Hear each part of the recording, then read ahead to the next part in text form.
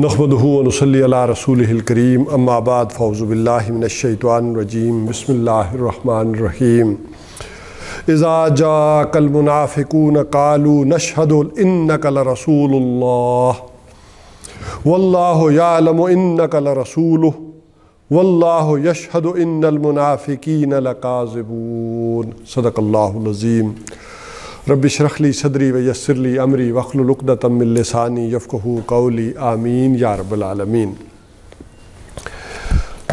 ہم آج آغاز کر رہے ہیں سورہ منافقون کا۔ اس سے پہلے جو سورہ جمعہ تھی اس کا ہم نے مطالعہ مکمل کر لیا تھا رمضان سے پہلے، اور بڑی ترتیب کے ساتھ یعنی یہ تینوں صورتیں آ گئیں، پہلے سورہ صف، پھر سورہ جمعہ اور پھر سورہ منافقون۔ چونکہ بیچ میں ایک ماہ گزر چکا ہے تو ذرا ہم پیچھے سے تھوڑا سا تمہیدی معاملہ کر لیتے ہیں، باقاعدہ سے اس کا مطالعہ جو ہے وہ اس صورت کا اگلی دفعہ سے کریں گے۔ آج کچھ ذرا تمہیدی مباحث اور اس کا پچھلا تعلق جو ہے وہ کر لیتے ہیں۔ تمہیدی مباحث اگر مکمل نہ ہوئے تو وہ اگلی نشست میں بھی کیے جائیں گے۔ مطالعے کا آغاز امید یہی ہے کہ اگلی نشستیں ہم کر لیں گے۔ دیکھیے، ہماری گفتگو میں ایک بہت شروع سے یہ بات آئی تھی کہ سارے انبیاء دنیا میں کیوں آئے۔ یہ اہم ترین مسئلہ ہے کہ آخر اللہ تعالیٰ نے انبیاء کو دنیا میں کیوں بھیجا، مقصد، بنیادی مقصد کیا تھا۔ ظاہر ہے چیزیں جب پھیلتی ہیں تو پھر کچھ نہ کچھ کوئی ایک مقصد لے لیتا ہے، کوئی دوسرا لے لیتا ہے، لیکن بنیادی بات رہ جاتی ہے۔ اور اس حوالے سے کسی نے کوئی مکان بنایا تو ظاہر ہے مکان اصلاً تو رہائش کے لیے ہے نا، وہ کوئی لوگوں کو دکھانے کے لیے یا کوئی اس میں ڈیکوریشن چیزیں رکھنے کے لیے تو نہیں ہے نا، خود آپ کے اپنے رہنے کے لیے ہے۔ یا کسی نے شادی کی ہے تو وہ کوئی اس مقصد کے لیے تو نہیں نہ کی کہ مجھے کپڑے دھلے ہوئے مل جائیں یا کھانا پکا ہوا مل جائے، اس کے مقاصد اور ہوں، لیکن یہ بھی ساتھ ساتھ چلتی ہیں باتیں۔ اور ایک وقت آ جاتا ہے ایسا کہ ہو سکتا ہے کہ کپڑے ہی اور کھانا ہی انسان کو ملے یا نہ ملے، اور لیکن وہ بنیادی چیز وہ اپنی جگہ برقرار رہتی ہے، وہ الفت، وہ محبت، وہ سکون، وہ جس کے لیے قرآن کہتا ہے کہ تم ان سے سکون حاصل کرتے ہو۔ تو ایک ہے وہ بنیادی مقاصد۔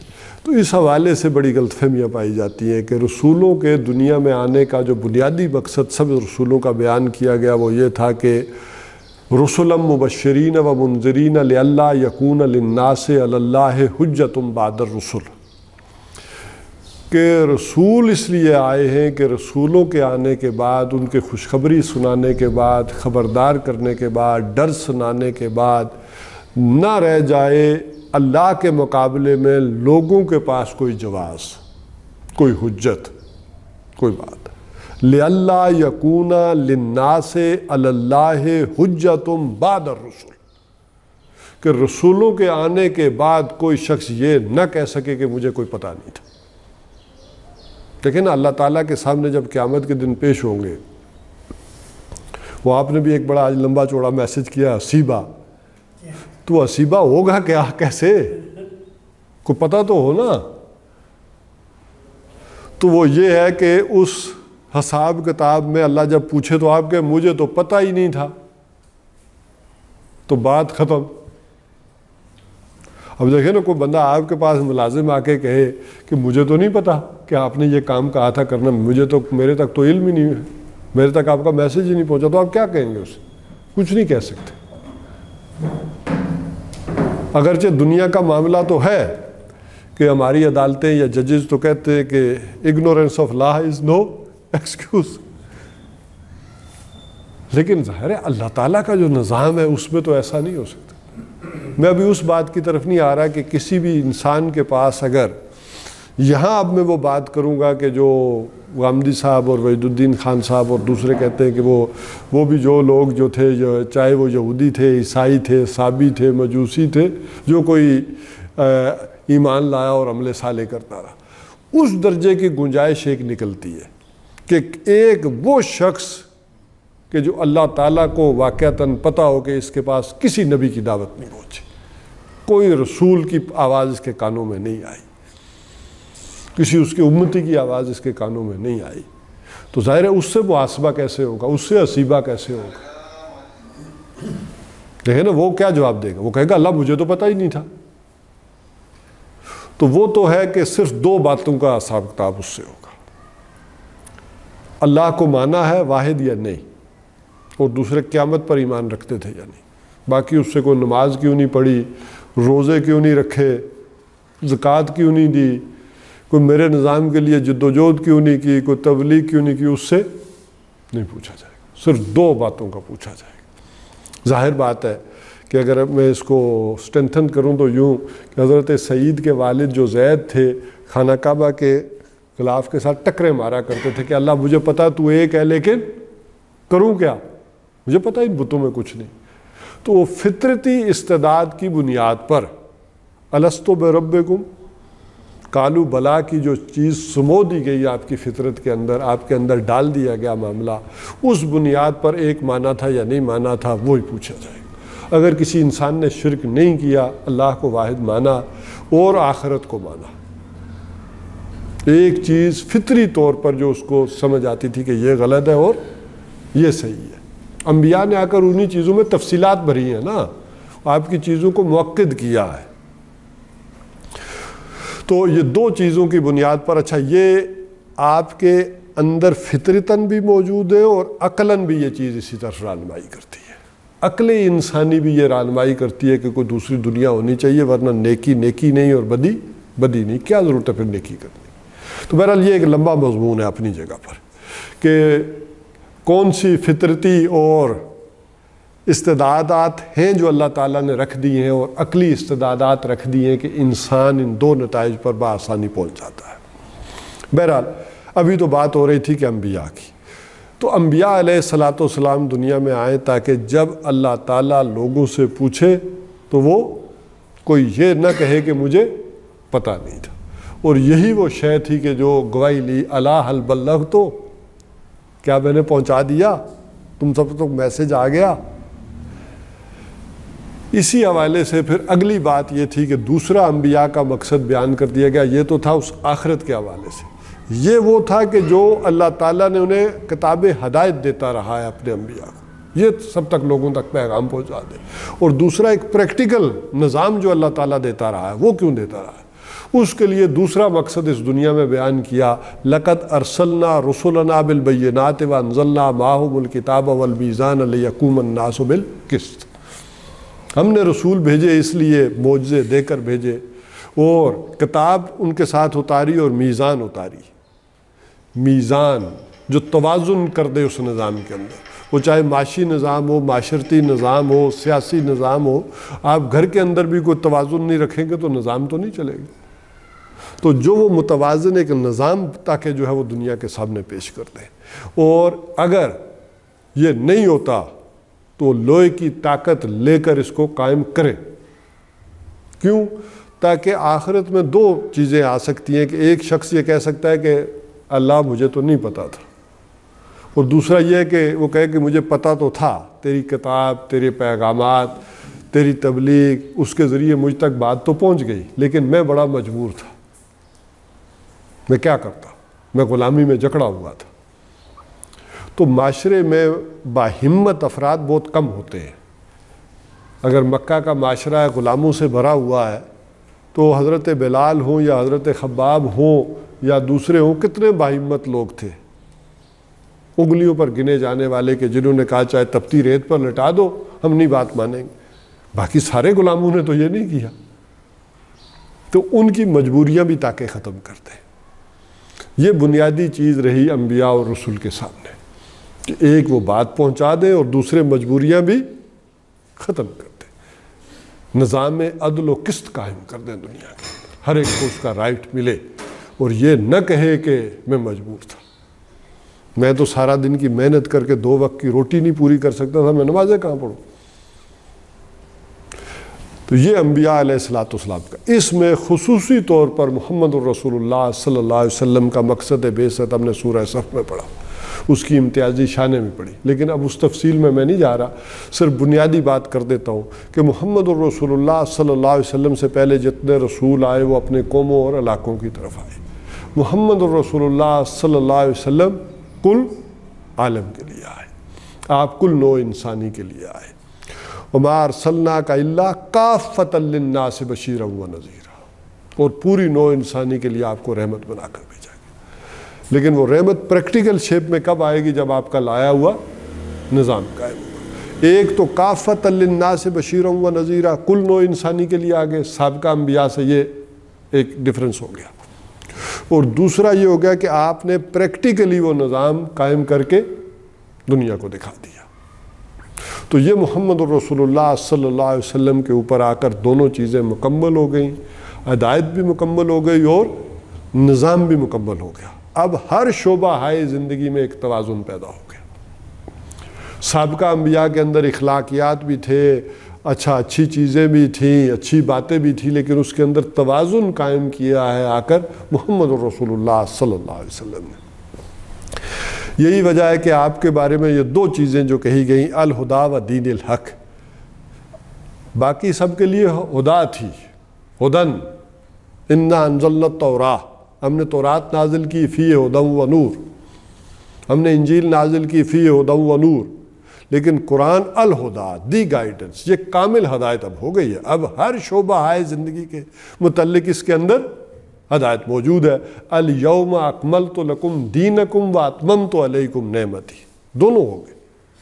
اتممت علیکم یعنی دین بھی مکمل ہو گیا، الیوم اکملت لکم دینکم و اتممت علیکم نعمتی، نعمت ہدایت، قرآن بھی مکمل اور دین بھی، وہ نظام ہائے زندگی وہ بھی مکمل۔ ہر شعبہ ہائے زندگی کے متعلق عملی رہنمائی بھی آ گئی۔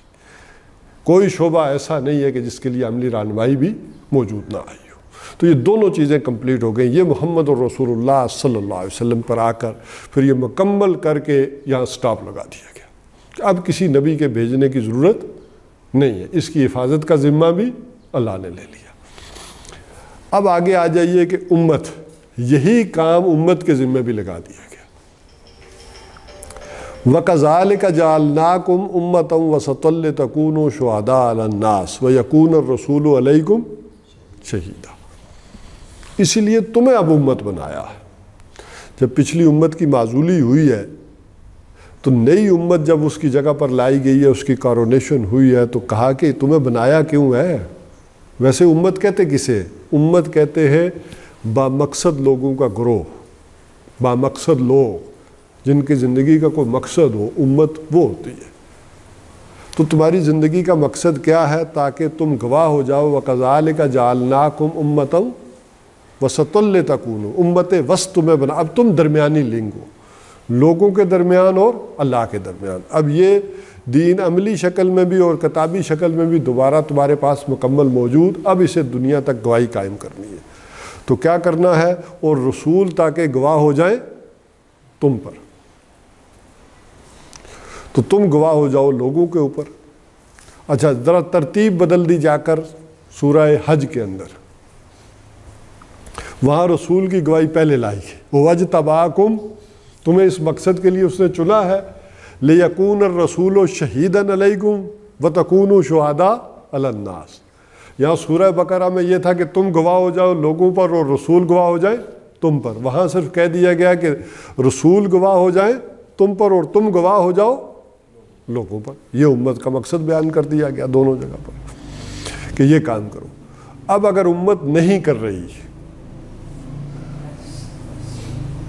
تو کیا کیا جائے؟ امت چھوڑ دے گی، اللہ کو تو پتہ تھا کہ ایک وقت آئے گا کہ امت اپنا مقصد بھول جائے گی، چھوڑ دے گی۔ تو وَلْتَكُمْ مِنْكُمْ أُمَّةٌ يَدْعُونَ إِلَى الْخَيْرِ، چاہیے کہ پھر تم میں ایک امت ہونی چاہیے، امت ودن امت، امت کے اندر ایک امت اٹھے، بامقصد لوگ اٹھے، یعنی اگر میں اس کا لغوی ترجمہ امت کا کروں تو تم میں سے بامقصد لوگ پھر اٹھے جو اپنی زندگی کا یہ مقصد بنا لیں، اور کیا کریں؟ يَدْعُونَ إِلَى الْخَيْرِ، خیر کی طرف لوگوں کو بلائیں۔ اب خیر کیا ہے؟ یہاں وہ جو کہا گیا الخیر، وہ کس کو کہا گیا ہے؟ دیکھیں نا، ہم تو سمجھتے ہیں خیر پیسہ روپے کو بھی تو خیر ہی کہتے ہیں نا، مال و دولت کو بھی خیر۔ تو کیا امت میں کچھ لوگ اٹھے اور لوگوں کو پیسے جمع کرنے کے لیے بلائیں تاکہ معاشی مسئلہ حل ہو جائے؟ کیا ہے خیر؟ بھیک کے لیے بھی کہتے ہیں، بھیک کے لیے بھی کہتے ہیں، بھیک کے لیے خیر پاؤ۔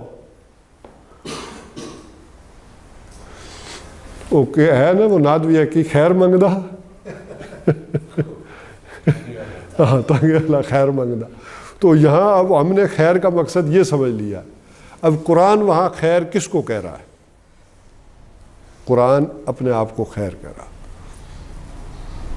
ہوا خیر مما یجمعون، یہ ہے وہ سب سے بڑا خیر ان چیزوں کے مقابلے میں جنہیں یہ جمع کر رہے ہیں خیر سمجھ کر. جس کے پیچھے امت پڑ گئی ہے، لگ گئی ہے، یہ خیر ہے اصلاً. تو پھر وہ امت با مقصد بنے تو اس کا بنیادی کام جب امت کام چھوڑ دے تو یہ ہے کہ لوگوں کو کس کی طرف بلائے؟ قرآن کی طرف بلائے، اس طرف دعوت دے. یہ بنیادی چیز ہے. اور اگر میں تاریخ میں دیکھوں تو پچھلے 400 سالہ لوگوں میں جن کو یہ سمجھ آئی انہوں نے پھر یہی کیا. بنیادی بات یہی کی. وہ شاہ ولی اللہ ہوں، ان کے بچے ہوں، آگے شیخ الہند کے بارے میں تو آپ کو معلوم ہی ہے کہ جب وہ جیل میں تھے تو واپس آئے ہیں، اور شیخ الہند ایسی شخصیت واحد گزری ہیں انڈیا میں کہ جن کے اوپر سارے ہی مکاتب فکر متحد تھے، ان کو اپنا امام اور رہنما مانتے تھے، اپنا لیڈر مانتے تھے. اور چھوڑ گاندھی بھی مانتا تھا. یعنی وہ جیل سے جب آئے ہیں تو گاندھی بھی حاضر ہوا ہے کہ سر آپ بتائیں کہ ہندوستان کے مستقبل کا آپ کیا فیصلہ کریں گے، کیسے چلایا جائے گا کام. یعنی اس قدر ڈائنامک اور ورلڈ وائڈ پرسنالٹی تھی. اور انہوں نے کہا جی مجھے جو ساری بات سمجھ آئی ہے جیل کی تنہائیوں میں، وہ یہی سمجھ آئی ہے کہ ہم قرآن سے دور ہو گئے، اور آئندہ میں تم سب کو نہیں پڑھاؤں گا. اب ذرا شاگرد دیکھیں کون کون ہے. مولانا الیاس تبلیغی جماعت والے، حسین احمد مدنی جو دیوبند کے ہیڈ ہیں، اشرف علی تھانوی صاحب ہیں، مفتی کفایت اللہ صاحب دہلوی ہیں جن کی ورلڈ وائز فتویٰ چل رہا ہے. ذرا شاگردوں کا شبیر احمد عثمانی صاحب، ذرا شاگرد دیکھیں کیا بلائیں، تو ذرا آپ اس سے اندازہ کر سکیں وہ کیا ہوں گے. اور انگریز کو خوف پیدا ہو گیا تھا کہ یہ مرنے لگے ہیں، اور اگر میری جیل میں بڑھ گئے تو ہو سکتا ہے کہ بغاوت ہو جائے ہندوستان میں اور میں کنٹرول نہ کر سکوں، لہذا ان کو جانے دو، چھوڑ دو. لہذا یہی وجہ سال بھی پورا نہیں کر سکے، فوت ہو گئے جلدی، کیونکہ ڈاکٹر نے بتا دیا تھا کہ یہ نہیں بچنے والے ہیں. تو اس میں ذرا اندازہ کریں کہ انہوں نے کہا کہ میں تو اس پہ 2 ہی چیزوں پہ پہنچا ہوں. اچھا یہ بات مولانا الیاس نے بھی لکھی ہے، مولانا عبد المالک کاندھلی نے بھی لکھی، انور شاہ کاشمیری نے بھی لکھی کہ مرشد کیا فرما گئے ہیں کہ 2 ہی چیزوں پہ پہنچا، قرآن سے دوری اور آپس میں افتراق. جو پھٹ گئے، اب اتحاد نہیں رہا امت کا. اور بعد میں عبد المالک کاندھلی رحمہ کرتے ہیں وہ بھی تو اصل میں یہی سبب ہے، قرآن سے دوری، وہ بھی ایک ہی بات ہے. تو لہٰذا شیخ الہند نے تو اعلان کر دیا کہ آج کے بعد تم سب کو میں نے نہیں پڑھانا، بلکہ کیا کرنا ہے، میں عوامی درس قرآن دوں گا، پبلک کو اس کے لیول پر جا کر پڑھاؤں گا. ظاہر ہے اس کو ایک علماء کے لیول پر سمجھانا پڑھانا بھی اپنی جگہ مسئلہ ہو جاتا ہے. وہ اس درجے پڑھایا جائے نا تو اتنے مسئلے بنتے ہیں کہ پھر آپ اسی کے اندر پریشان ہو جاتے ہیں. عام طور پہ آپ روٹین میں گزرتے ہیں نا کہ اللہ تعالیٰ کسی چیز کے بارے میں کہتا ہے کن، تو کیا ہو جاتی ہے فیکون. تو جب علماء بیٹھتے ہیں تو کہتے ہیں ایک کن کنو کے آسی. صرف دیکھیں تو ہے نا کہ کن ہو جا، کہ اللہ تعالیٰ جب کسی شے کو کہتا ہے کن ہو جا تو فیکون وہ ہو گئی. ایک کن کنو کے آسی. اب پھر وہ جو پھر غوطہ زنیاں ہوتی ہیں پھر وہ جاتے ہیں، وہ تو پھر بڑے مسئلے. لیکن عام آدمی کے لیے آپ نے بھی اور میں نے بھی ساری زندگی پڑھا کن فیکون، کبھی اس طرح سوچا ہی نہیں، غور ہی نہیں کیا. تو ہم تو سمپل پڑھتے ہیں، اللہ کسی چیز کے بارے میں کہتا ہے کن ہو جا تو وہ فیکون ہو جاتی ہے. تو ایک وہ اس حوالے سے کہہ رہا ہوں، وہ اپنی جگہ بات ہے، آپ پریشان ہوں گے کہ بھائی وہ علماء کو کون سا درس دیں گے اور ادھر، تو وہ انہوں نے کہا میں اب آپ عوام الناس کے درجے میں لوگوں کو سمجھاؤں گا، میں گلی محلوں میں جاؤں گا، لوگوں کو پڑھاؤں گا۔ اچھا، اسی طرح جینیس ترین فرد جو گزرے ہیں ہندوستان میں، اب مولانا ابوالکلام آزاد، جن کو جینیس بھی کون قرار دے رہا ہے؟ وہی شیخ الہند۔ وہ کہہ رہے کہ یہ آدمی ایسا ہے کہ جو آلات کو سمجھ رہا ہے، ہم آلات کو نہیں سمجھ رہے، تم سارے اس کے ہاتھ پر بیعت کرو، اسے امام مانو، علوم میں تم بڑے ہوگے لیکن لیڈرشپ کس کی؟ اس کی ایکسیپٹ کر لو۔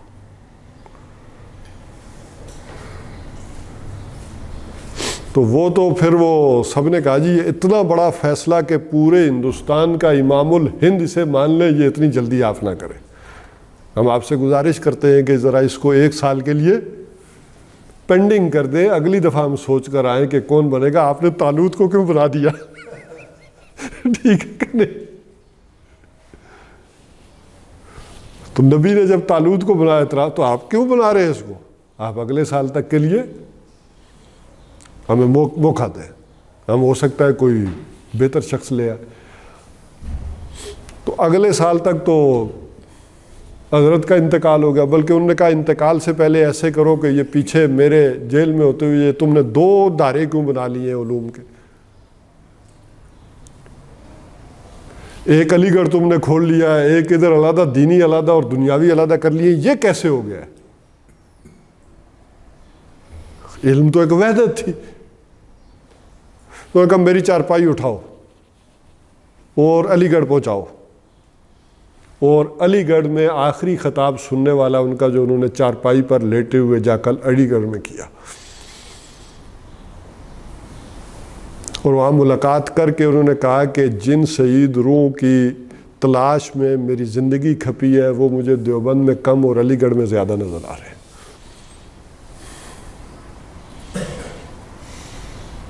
لیکن یہ 2 دائرے کیوں بن گئے ہیں؟ اب یہ چیزیں شاید بھی ذرا مشکل سے ہوتی ہیں، ظاہر ہے اگر وہ چونکہ شیخ الہند کا کہا ہوا ہے تو وہ تو سب کے اوپر ضرب لگتی ہے، پورے تمام مکاتب فکر کے اوپر، تو وہ سامنے نہیں آتی۔ تو میں یہ کہہ رہا تھا کہ یہ بات آگے چلی، تو اگلے سال جب اجلاس ہوا آل انڈیا علماء کا، تو ابوالکلام بھی آئے، انہوں نے کہا کہ شیخ الہند تمہارے استاد کہہ گئے تو شاید چانس نکلے۔ تو ان کی وہ درگت ہوئی ہے وہاں کہ معین الدین لکھنوی علیہ رحمہ بہت بڑے عالم تھے، لکشمی مکتبہ فکر کے، وہ کھڑے ہوئے اور انہوں نے کہا قدر ایاز خطبہ شناس، انہوں نے گفتگو یہاں سے تقریر شروع کی ہے۔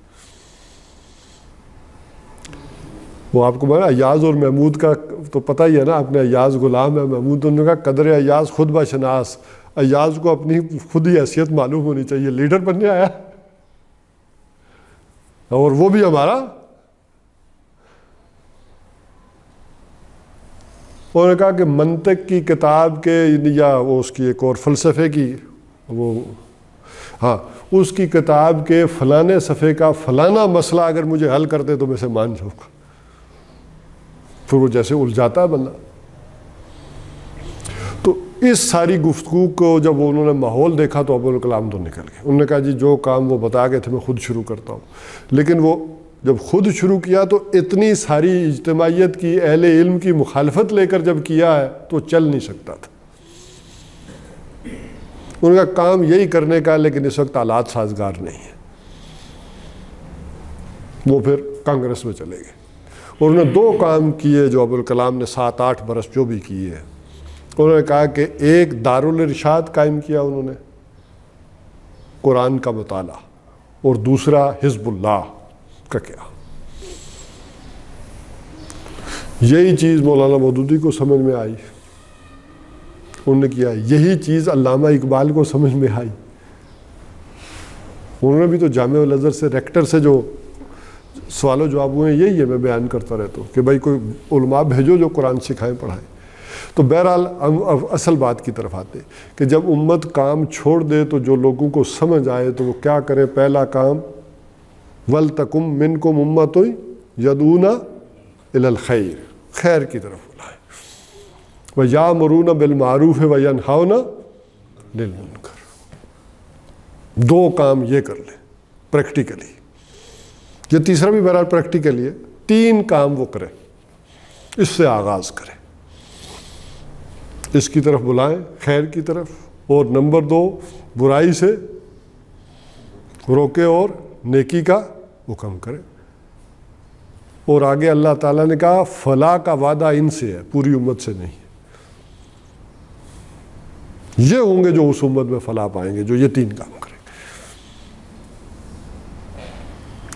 تو یہ وہ چیز ہے کہ جو میں نے آپ کے سامنے رکھی کہ سارے انبیاء کا مقصد, محمد الرسول اللہ صلی اللہ علیہ وسلم کی زندگی کا مقصد, جو سورہ صف میں ہم نے پڑھا. اور پھر اگر امت کا مقصد بھی یہی, اور اگر امت یہ کام چھوڑ دے تو جن کو سمجھ آتی ہے وہ یہ کام کریں, اور وہ کام جیسے ہو اسی یدعون الی الخیر کی تشریح آ گئی سورہ جمعہ کے اندر. اگر آپ دیکھیں تو مرکزی مضمون وہ ہو جائے گا هو الذی بعث فی الامیین رسولا منہم یتلو علیہم آیاتہ ویزکیہم ویعلمہم الکتاب والحکمہ. وہاں ہم نے تفصیل سے سمجھا کہ وہ لوگ جن کو سمجھ ہو, جو آئیں, ان کی تربیت, ان کا تزکیہ, ان کی تعلیم اس ذریعے سے ہوگی. یہ ہے وہ بات. جو لوگ اس مقصد سے انحراف کریں, اس سے پیچھے ہٹے, اس کا لازمی نتیجہ ہے نفاق. یہ ترتیب ہے جو چلے گی, پھر منافقت پیدا ہوتی ہے. یہ ہے وہ شے, یہ وہ جد و جہد جو محمد رسول اللہ صلی اللہ علیہ وسلم نے کی ہے. اگر اس جد و جہد سے کنی کترا رہا ہے کوئی, اور یہ جو سلسلۃ الذہب میں نے آپ کے سامنے رکھا ہے, اس سے پیچھے ہٹنے کا نتیجہ منافقت ہے, نفاق آ جائے گا. تو اس ساری چیز کو رکھتے ہوئے میں تمیدی اب گفتگو کروں گا, اور پھر جب صورت کا مطالعہ کریں گے اس سارے پس منظر میں تو پھر وہ کھل کر ساری بات اور سمجھ میں آئے گی.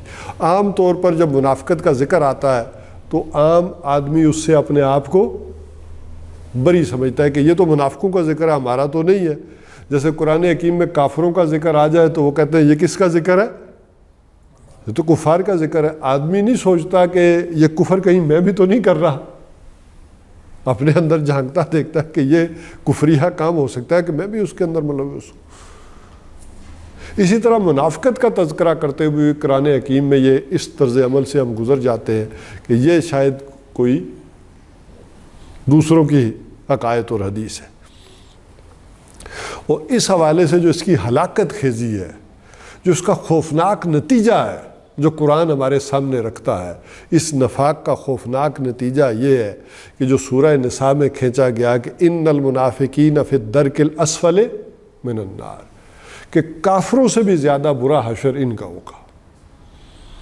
یعنی منافق جہنم کے سب سے نیچے ہوں گے. ان المنافقین فی الدرک الاسفل من النار. اور سورہ توبہ میں اس کی آیت نمبر 80 میں استغفر لہم او لا تستغفر لہم وَإِن تَسْتَغْفِرْ لَهُمْ 70 مرہ لَن يَغْفِرَ اللَّهُ لَهُمْ.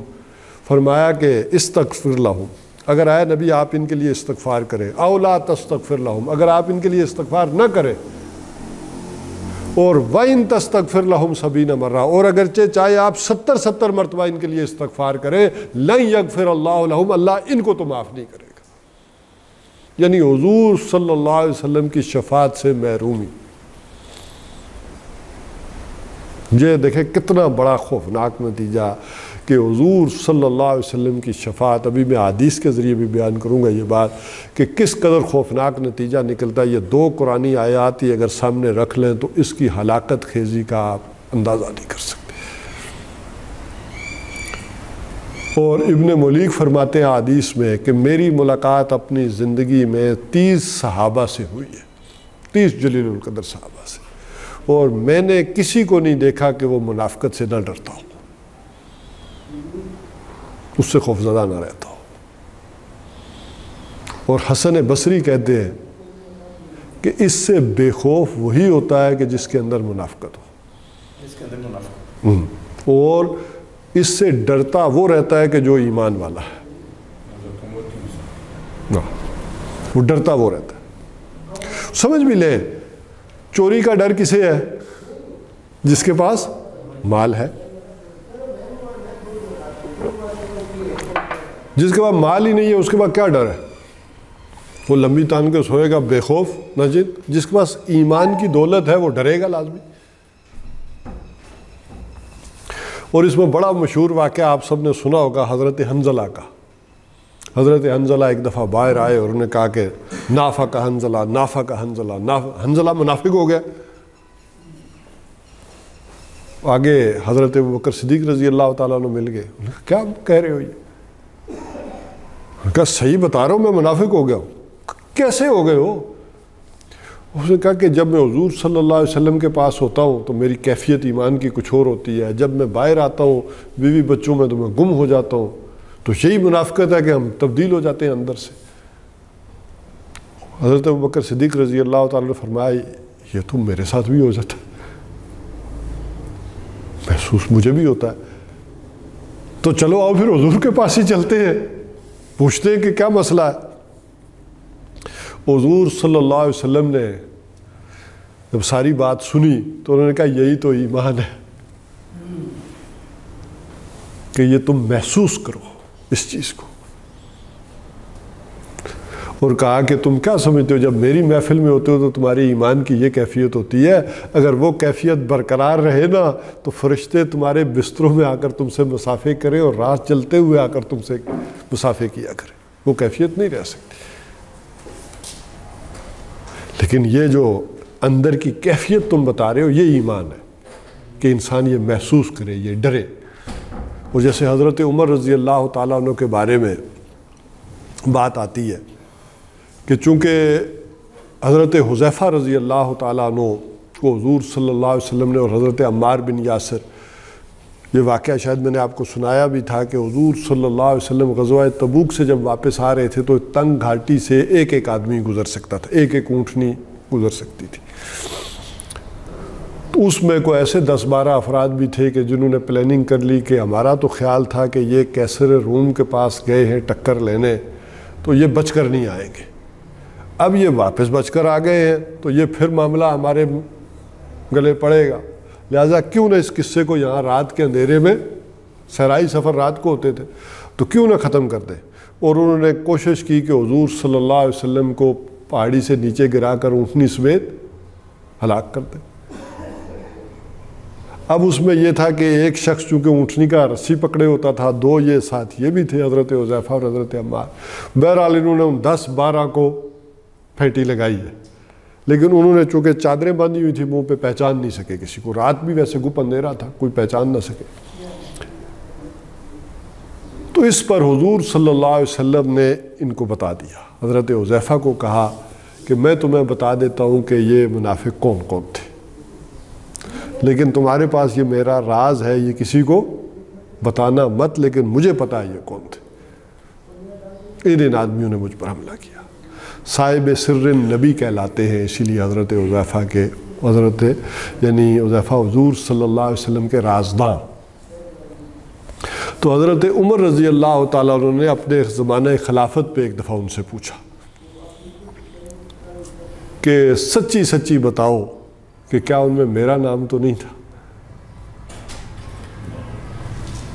تو انہوں نے کہا چونکہ آپ جس مرتبے پر فائز ہیں اور آپ سکون سے کام کریں، میں آپ کو تو بتا دیتا ہوں کہ آپ ہرگز اس پہ شامل نہیں تھے جو نام حضور نے مجھے بتائے، لیکن آئندہ میں قسم کھاتا ہوں کہ کسی کو کوئی نام نہیں، ورنہ وہ تو سیگریگیشن ہو جائے گی، ہر آدمی آ کر پوچھے گا تو وہ تو ہو جائے گا مسئلہ حل کہ یہ تھے، پھر وہ راز تو نہیں رہے گا۔ اور یہی روایت ام سلمہ رضی اللہ تعالیٰ عنہا سے بھی ہے کہ انہیں حضور صلی اللہ علیہ وسلم نے بتایا کہ کچھ ایسے میرے اصحاب بھی ہیں کہ میرے دنیا سے جانے کے بعد، میری موت کے بعد نہ کبھی وہ مجھے دیکھیں گے نہ میں کبھی ان کو دیکھوں گا، ایسے لوگ بھی ہیں۔ یعنی کوئی قیامت میں، آخرت میں عوضے کو کوئی مسئلہ نہیں، یعنی اس دنیا سے پردہ فرمانے کے بعد کبھی ان کا معاملہ میرے ساتھ میری نگاہ میں نہ وہ مجھے دیکھ سکیں گے۔ تو اس پر حضرت عمر رضی اللہ تعالیٰ نے حضرت سلمہ سے بھی پوچھا کہ کہیں میرا نام تو ان میں نہیں تھا۔ اچھا، یہ جب آپ پوچھتے ہیں تو پھر کچھ لوگ بالکل دوسری طرف چلے جاتے ہیں۔ تو اس بات کو سمجھ لیں کہ ایک ہے شدت گناہ کا احساس، اور وہ کیا ہوتا ہے کہ حضور صلی اللہ علیہ وسلم نے کہا کہ کوئی آدمی اگر گناہ کرے تو ایک مومن کا معاملہ تو ایسے ہوتا ہے جیسے وہ پہاڑ کے نیچے آ گیا، جیسے اود پہاڑ اس کے سر پر چڑھایا، اس کے نیچے آ گیا، وہ اس کے اوپر رکھا ہوا ہے، وہ اتنا بے چین ہوگا، اتنا اس کے اندر ایک کیفیت پیدا ہوگی۔ اور ایک منافق کا معاملہ یہ ہے کہ ایسے جیسے حضور نے اشارہ کر کے بتایا ناک پہ مکھی بیٹھی ہو اور وہ اس کو ایسے کر کے اڑا دے، میں اتنا احساس ہوگا۔ تو یہ حساسیت بھی ہے، شدت احساس سے وہ جو حضرت عمر رضی اللہ تعالیٰ عنہ پوچھ رہے ہیں۔ ورنہ وہ دیکھیں نا حضرت ابوبکر صدیق بھی کیا کہتے ہیں، کاش میں ایک گھاس کا تنکا ہوتا، ایک چڑیا ہوتا چہچاتی پھرتا اور مجھ سے جو ہے وہ حساب کتاب نہ لیا جاتا، مجھ سے نہ پوچھا جاتا۔ تو یہ ایک شدت احساس کا معاملہ ہے، ایسا نہیں ہے کہ آدمی اس کو بالکل دوسری طرف لے جائے اور وہ کرے۔ وہ حضور صلی اللہ علیہ وسلم خود فرماتے ہیں کہ میرے دل پر بھی کبھی کبھی ایک اعجاب سا آ جاتا ہے، لیکن اب ایک وہ اعجاب کی کیفیت آپ کی ہے اور میری ہے، اور ایک حضور جو فرما رہے ہیں اس کیفیت کو معمول کر لینا بالکل مغالطے والی بات ہو جائے گی۔ وہ کیا ہے جس کو کہتے ہیں کہ نیک لوگوں کی جو چھوٹے لوگوں کی جو نیکیاں ہوتی ہیں بڑے لوگوں کے گناہ شمار ہوتے ہیں۔ ان الحسنات الابرار، نیک لوگوں کے جو نیکیاں ہوتی ہیں، اچھائیاں ہوتی ہیں، وہ بڑوں کے جو متقی لوگ ہوتے ہیں، مقربین ہوتے ہیں، وہ ان کے گناہ بن جاتے ہیں۔ کیسے؟ ذرا دیکھیں کہ ایک آدمی ہو سکتا ہے کہ تہجد گزار ہو، اللہ والا ہو، وہ اللہ اللہ کر رہا ہو، وہ اگر 5 منٹ بھی اللہ اللہ نہیں کی تو وہ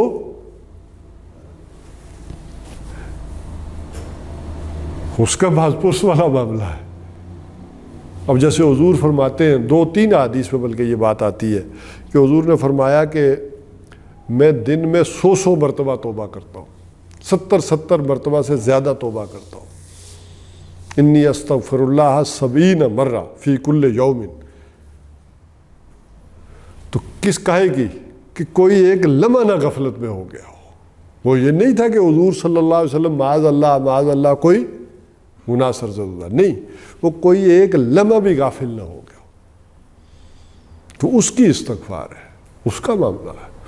تو اس چیز کو اس لیول پر شدت احساس کو جو حضرت عمر رضی اللہ تعالیٰ عنہ کا احساس ہے، ذرا اس سارے پس منظر میں دیکھیں گے تو بات سمجھ میں آئے گی کہ جو ٹاپ لیول کے لوگ ہوتے ہیں ان کا احساس شدت جو ہوتی ہے بہت زیادہ ہوتی ہے کہ کہیں کوئی میرا رب مجھ سے ناراض نہ ہو جائے، کوئی لمحہ جو ہے وہ، جیسے ہمارے یہاں ہندوستان میں صوفیاء کا عام قول یہ رہا ہے کہ جو دم غافل سو دم کافر، جو ایک لمحہ غفلت میں گزر گیا وہ کفر میں گزر گیا۔ بلکہ اکبر الہ آبادی کی وہ اس میں پھبتی بھی ہے، وہ پورا ان کے اشعار ہیں، جس میں سے کچھ مجھے یوں تھوڑا سا یاد آ رہا ہے کہ ملا کا پکا کھاتا ہے، صوفی کا کچا چھٹا ہے۔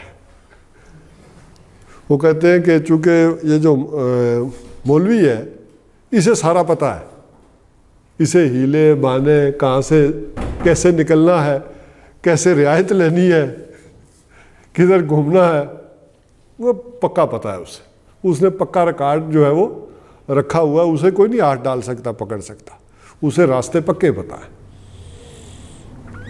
وہ فتویٰ گھر سے بھی لے سکتا پوپھی سے بھی لے سکتا، ٹھیک ہے کہ نہیں؟ تو اس کا وہ فتویٰ پکا ہے۔ لیکن صوفی چونکہ اللہ والا ہے، اللہ اللہ کرتا رہتا ہے، اسے چونکہ یہ سارے ہاں ہیلے بانے نہیں آتے کہ کس آیت کی روح سے اور کس حدیث کی روح سے گنجائش نکل سکتی ہے، وہ پھوپھی سے بھی کٹا ہوتا ہے اور گھر والی سے بھی کٹا ہوتا ہے، لہٰذا وہ ڈرتا رہتا ہے بیچارہ، اسے وہ فیسلٹیز نہیں۔ تو وہ بہرحال اکبر آبادی نے اسی کو ذرا ایک خاص جو ان کی ہیومر سینس تھی اس انداز میں اس چیز کو بیان کیا اور کہا۔ تو بہرحال یہ اگر ذرا دیکھیں گے اس کی ہلاکت خیزی، اس کی شدت، تو آپ کو نظر آئے گا کہ کس انداز میں جو ہے وہ اس مسئلے کی نوعیت کیا ہے اس صورت کے پڑھنے سے پہلے۔ اچھا، جو اس کی نفاق کی قسمیں ہیں، جیسے ہم نے شرک کی قسمیں پڑھی تھیں کہ ایک شرک اعتقادی ہے، ایک عملی ہے، اسی طرح اکثر نے تو شرک کو دو حصوں، اس کو نفاق کو دو حصوں میں تقسیم کیا، ایک ہے اعتقادی نفاق اور ایک ہے عملی نفاق۔ وہ انشاءاللہ ہم اگلی دفعہ اس کو دیکھیں گے، چونکہ وقت ہو گیا زیادہ، تو وہ اس کے لیے پھر وہ علیحدہ حدیث لاتے ہیں۔ اب وہ اس ذیل میں آئیں گی عملی نفاق میں، جیسے کہ منافق کی کیا ہے 3 نشانیاں ہیں، یا دوسری حدیث میں آ جائے گا 4 نشانیاں، تو کہتے ہیں یہ عملی ہے، یہ اعتقادی ہے۔ تو اس حوالے سے پھر ذرا ہم دیکھیں گے کہ اصل کون سی تقسیم ہے جو قرآن نے بھی کی ہے، کہ ایک ہے شعوری نفاق اور ایک ہے غیر شعوری نفاق۔ تو حضور صلی اللہ علیہ وسلم کے دور میں بھی اکثر و بیشتر جو نفاق تھا، زیادہ تر نفاق تھا، وہ غیر شعوری تھا، جس کو قرآن جگہ جگہ کہتا ہے وَلَٰكِن لَا يَشْعُرُونَ، اس کا شعور نہیں رکھتے، انہیں پتہ نہیں ہے، فی قلوبہم مرض۔ تو وہ آپ کو اکثر قرآن حکیم میں وہ ملے گا کہ شعور نہیں ہے، انہیں اس بات کا شعور نہیں ہے، یہ غیر شعوری طور پر کری جا رہی ہے۔ اور شعوری نفاق کے بارے میں بھی پھر کچھ آیات آئی ہیں کہ یہ تو وہ لوگ ہیں جو جان بوجھ کر رہے ہیں، اور یہ اکثریت جو لوگوں کی ہے وہ بغیر شعور کے، بغیر سمجھے، وہ سمجھتے ہیں ہم مومن ہیں۔ حضور صلی اللہ علیہ وسلم کے بھی سامنے بھی سمجھتے تھے کہ ہم بڑے اہل ایمان ہیں، اور اس کا وہ شعور نہیں رکھ رہے تھے۔ تو اس شعوری اور غیر شعوری نفاق کو، یا اعتقادی اور عملی نفاق کو، یہ انشاءاللہ العزیز اگلی دفعہ دیکھیں گے، اور اگلی دفعہ دیکھ کر پھر انشاءاللہ ہم پھر اس کو سبقاً جو ہے مطالعہ سورہ منافقون کا شروع کریں گے۔